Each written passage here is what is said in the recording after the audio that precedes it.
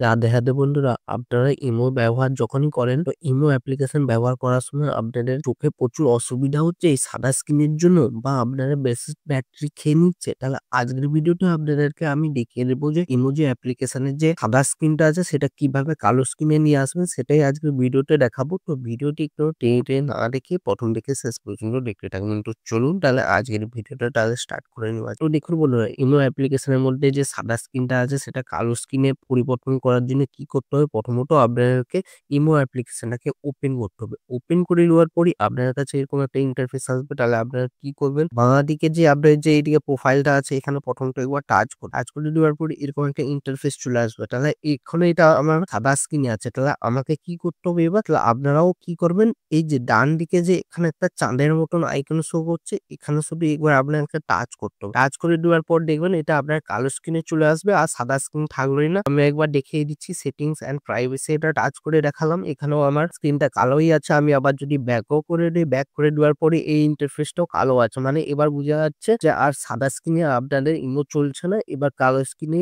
আপনাদের ইমো চলবে। তো এটাই আজকের ভিডিও ছিল। তো আজকের ভিডিওটি কেমন লেগেছে অবশ্যই কমেন্ট করে জানাবেন। ভিডিওটা একটা লাইক করবেন। এরকম যদি আরো ভিডিও পেতে চান তাহলে চ্যানেলটিকে সাবস্ক্রাইব করে বেল আইকনের ঘন্টাটাকে অল এ করে দিবেন। তাতে কি হবে, নতুন ভিডিও নোটিফিকেশন পেয়ে যাবেন। ভালো থাকবেন, সুস্থ থাকবেন। দেখা হচ্ছে নতুন ভিডিওতে। রাধে রাধে।